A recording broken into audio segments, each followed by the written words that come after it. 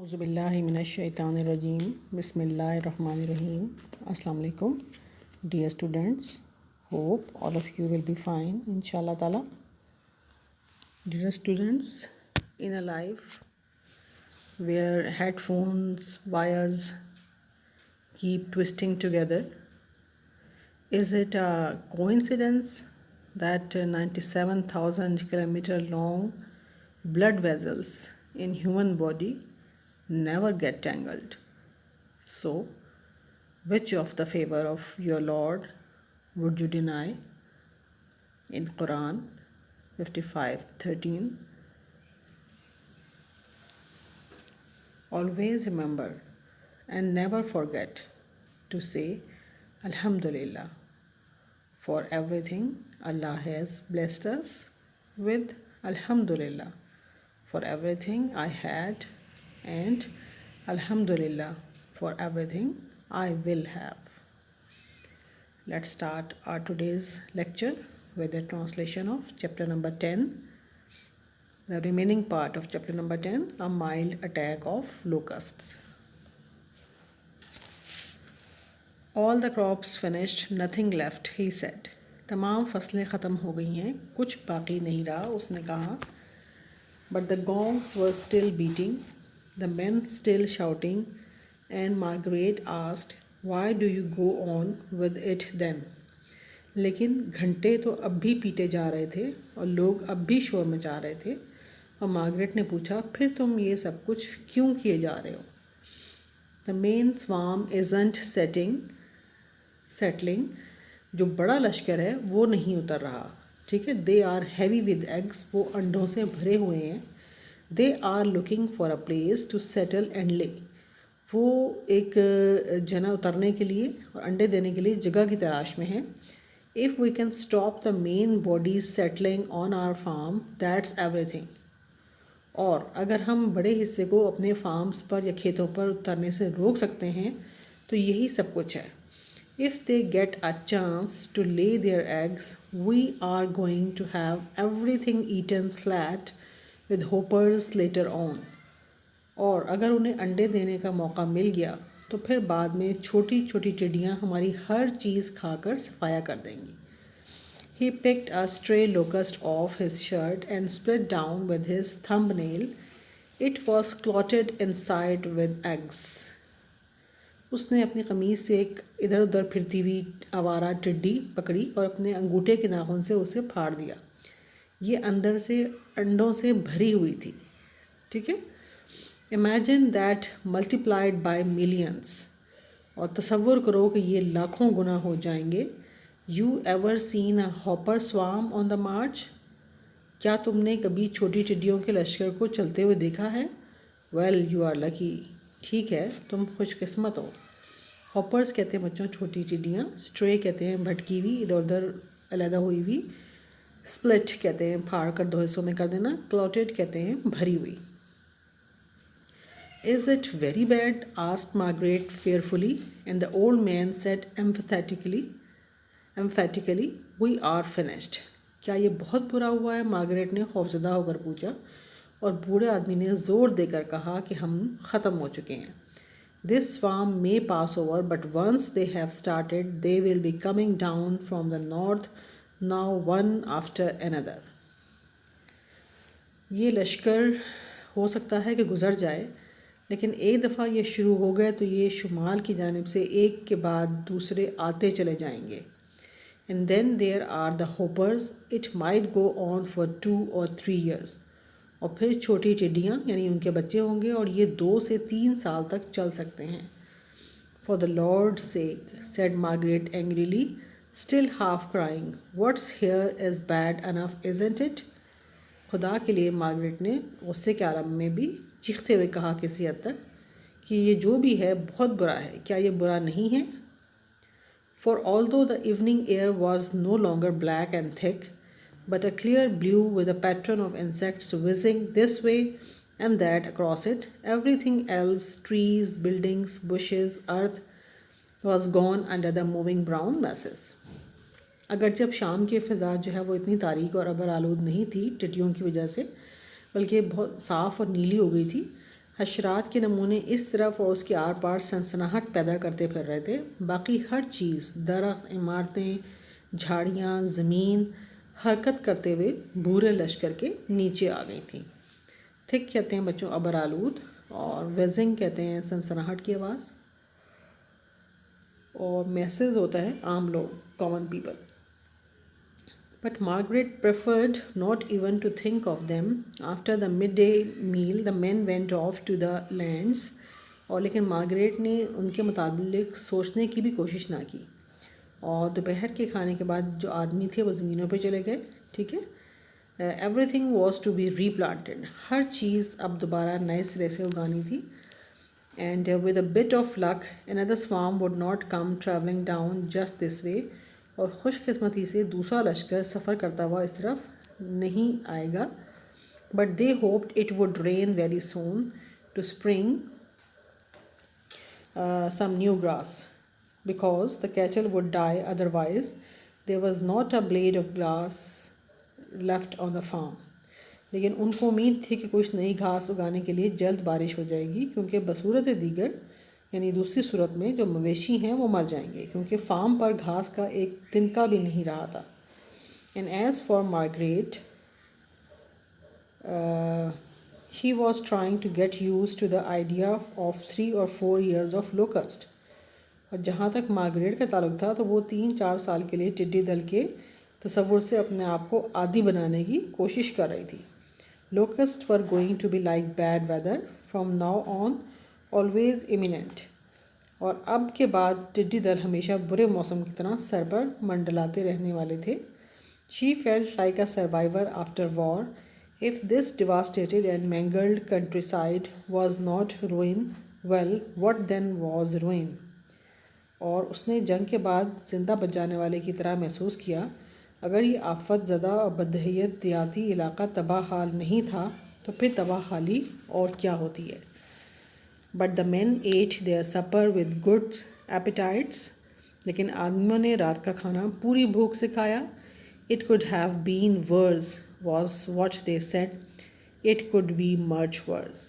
ये इससे भी बुरा हो सकता था, उन्होंने ये कहा था, और ये बहुत ज़्यादा बुरा, बदतर हो सकता था। इमिनेंट कहते हैं बच्चों आने वाले, और सर्वाइवर कहते हैं बच जाने वाले, डिवास्टेटेड कहते हैं बर्बाद की हुई, मैंगल्ड कहते हैं बच्चों बदहैयत, कंट्री साइड कहते हैं गाँव के इलाके, और रूइन कहते हैं बर्बादी, सफ़र कहते हैं हल्की रात की ग़ज़ा। तो ये बच्चों आपका ट्रांसलेशन जो है वो इस चैप्टर की ख़त्म हो गई है। ठीक है, और अब मैं आपको जो है इसकी एक्सरसाइज कराती हूँ। ठीक है, choose the correct answers. Question number 1 है आपका, Y did the cook boy run? तो इसमें ऑप्शन बी जो है टू समन द लेबर्स। और उसके बाद नंबर 2 है, why did the house boy run off to the store? इसमें option C the to collect any bit of metal. फिर है number 3, why did they throw wet leaves on to the fire? इसमें option A है आपकी to make the smoke acrid and black. और number 4 है जी, and they neither went bankrupt nor got very rich, means that they were. इसमें option सी है बच्चों enjoying अ moderate living. उसके बाद नंबर 5 है, how did the locust attack the crops? तो इसमें सी ऑप्शन है जी इन स्वाम्स। और नेक्स्ट है जी 6, why did the boy beat the tin cans? इसमें बी ऑप्शन है to keep the insects away. उसके बाद नंबर 6 है, what did the farmers do at the time of attack? इसमें बी ऑप्शन है आपकी they took precautionary measures to keep the locust away. उसके बाद नंबर 8 है, locust attack in the area of, C option है 50 miles. और उसके बाद है जी बच्चों number 9, what made the boughs of trees way to the ground? इसमें है जी ऑप्शन बी आपका लोकस्ट। और लास्ट है number 10, how did the land look after the locust had move to the south? इसमें डी ऑप्शन है आपकी are devastated landscape. अब क्वेश्चन नंबर 2 आपने करना है, मार्क द सेंटेंसेस ट्रू और false. The servants looked happy, it was false. ठीक है, आपने क्रॉस का निशान लगाना है इसके आगे। नंबर 2 है, the old ploughshare was hanging, true. Number 3, there were 11 patches of bared soiled, false. Number 4, the locusts were coming slowly, false. Number 5, the earth seemed to be motionless, false. Number 6, the insects are heavy with eggs, true. Number 7, Margaret preferred to think of the locust, false. Number 8, everything was saved, false. Number 9, there was not a blade of grass left on the farm, true. और number 10 है last आपका बच्चों, locusts were going to be like bad weather, true. अच्छा, उसके बाद आपकी question answer है बच्चों, ये मैं आपके साथ रिटन फॉर्म में शेयर कर दूंगी। और उसके बाद है जी, write down the correct form of the verb in the E sentence. Number 5 है आपका। एंड इसमें स्टीफन येल्ड नंबर 1 है, एट द हाउस बॉय, इसमें आप येल्ड कर देंगी, डबल एल के बाद ईडी लगा देंगी आप। फिर है number 2, Margaret see the smoke of fire rising all around, अब इसको सा कर देंगी, SAW। और उसके बाद नंबर 3 है बच्चों, old Smith has his crops eaten to the ground, had, और उसके साथ हैज़ जो है उसमें भी आप 2 दफ़ा ये हैड हो जाएगा यानी इस सेंटेंस में, ठीक है। उसके बाद नंबर 4 है जी, सनलाइट कम डाउन डिस्टॉर्टेड, इसमें आप सनलाइट केम डाउन, CAME हो जाएगा। और इसको आप कम्ड ना कर दीजिएगा कि डी लगा दें आगे, से केम हो जाएगा ये। The earth seem to be moving, इसमें हो जाएगा the earth seemed to be moving. उसके बाद नेक्स्ट क्वेश्चन आपका, पंक्चुएट द फॉलोइंग लाइंस। इसमें जब आपका ये भी आपकी बुक में से ही लिया हुआ है, अगर आपको यहाँ मेरे बताने के बाद समझ में ना आए तो आप अपनी बुक में से भी इसको, जो चीज़ें समझ में ना आए वो आप कंफर्म कर सकती हैं। स्टार्ट हो रहा है जी ऑल द क्रॉप से, तो ऑल का ए आप बड़ा कर देंगी, द क्रॉप्स फिनिश्ड के बाद कॉमा लगा देंगी, नथिंग लेफ्ट के बाद नीचे एक कॉमा लगाएंगी, और ऊपर आपने इन्वर्टेड कॉमास जो है वो क्लोज कर देना है। शुरू में आप इन्वर्टेड कॉमास बिगन करेंगी और वहाँ पे आप क्लोज कर देंगे। ही सेट के बाद फुल स्टॉप लगाएंगे आप।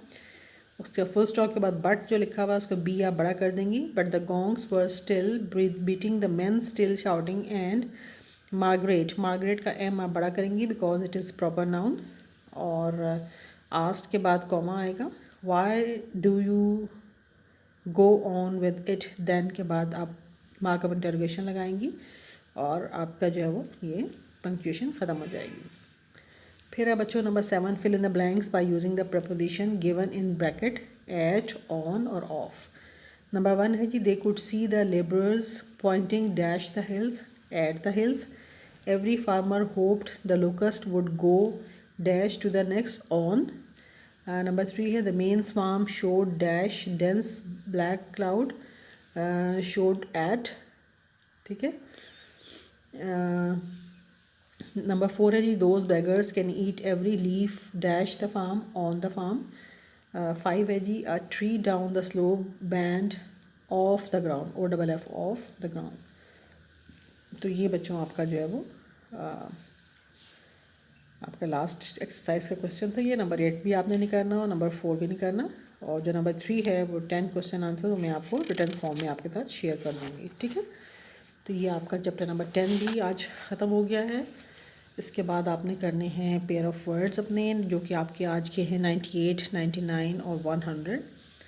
तो 98 है बच्चों आपका क्लाइमेट, CLIMATE, क्लाइमेट को कहते हैं आबो हवा। उसके बाद 9 और उसके साथ ही इसका पेयर ऑफ वर्ड है वेदर, WEATHER, इसको हम कहते हैं मौसम। फिर 99 है बच्चों क्लॉक, CLOC के क्लॉक, इसको कहते हैं घड़ियाल। और फिर क्लोक होता है CLOAK, चोगा, ठीक है, लंबा सा ड्रेस होता है ये सर से पाँव तक का। फिर 100 है क्लोथ, CLOTH, क्लोथ कपड़ा। और फिर है जी क्लोथ, CLOTHE, तन ढांपना। और फिर है जी क्लोथ्स, सिले हुए कपड़े, ठीक है। ये आपके आज 100 पेयर ऑफ वर्ड्स कंप्लीट हो जाएंगे। उम्मीद करती हूँ कि आप लोग साथ साथ याद भी कर रहे होंगे, साथ साथ आपने इनके सेंटेंसेस भी अपनी कॉपीज़ में लिखने हैं, याद भी करने हैं साथ साथ, ठीक है बच्चों। अच्छा, एप्लीकेशंस जो थी वो मैंने आपको 8 करा दी हैं और वो अकॉर्डिंग टू स्मार्ट सिलेबस आपकी 8 ही थी, ठीक है। अब मैं स्टार्ट करा रही हूँ आपको आज से स्टोरीज़, और उसके बाद मैं आपको लेटर्स भी दूँगी। जो बच्चे लेटर्स करना चाहते हैं, आमतौर पर ऑप्शन आती है इसमें, वो लेटर्स तैयार कर लें, और जो लोग एप्लीकेशंस करना चाहते हैं वो एप्लीकेशंस कर लेंगे। तो आज आपकी according to smart syllabus story number 5 है, क्योंकि 4 स्टोरीज़ मैं आपको पहले करवा चुकी हूँ। तो द स्टोरी नंबर 5 है बच्चों, the slave and the lion, ठीक है। ये आपने तैयार करनी है इसकी। और बस आज के लिए इतना काफ़ी है।